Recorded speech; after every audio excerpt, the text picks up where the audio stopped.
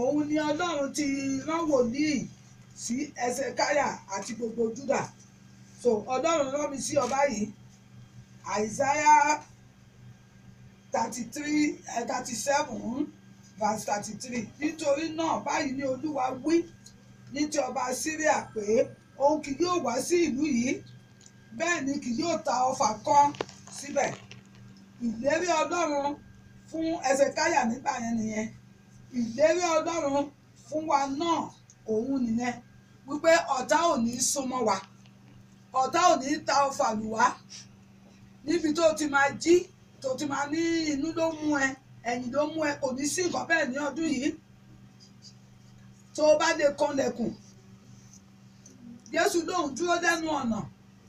Bíbélì ní Jésù ní ọ̀nà, ó lóun dúró dẹ́nu ọ̀nà, oníkẹ́ni bá kanlẹ̀kùn, ó lóun ó ṣí ẹnikẹ́ni whosoever. Òun lẹ àánú àwa Kìrìsìtẹ́nì fi máa ń ṣe mí o. Whosoever knock that door, á ṣí fún. Whosoever ní Bíbélì pé o. Ìwọ tó wá jẹ́ ọmọ Ọlọ́run, má fi rẹ̀ ṣeré o. Mo máa ń sọ fáwọn èèyàn, guide yourself, protect yourself with the word of God. Don't allow your enemy to kill you. Bí ọ̀tá bá pààyàn, tó bá wà fortunate tó rí bí crusade tó dé, tó gbọ́rọ̀ Ọlọ́run tó sì give life ẹ̀, á nígbàdá ọkàn rẹ̀ á yé o. Má dúró, má jẹ́ kọ́tà ó pa ọ́. Ọ̀rọ̀ tó wà nínú Isaiah 37 verse 33 yẹn mo fẹ́ kó múlò wípé ọ̀tá ò ní súnmọ́dọ̀ mi, sọ bẹ́ẹ̀. Ọ̀tá ò sì ní ta ọfà sí mi.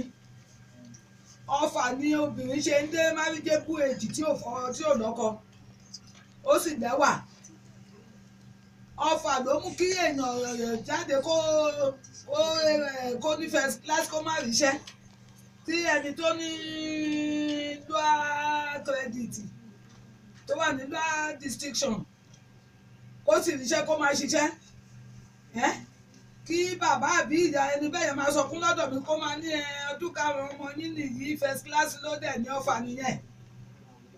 Ibi gbogbo tó ń wáṣẹ́ lọ wọn ò rójú ẹ̀.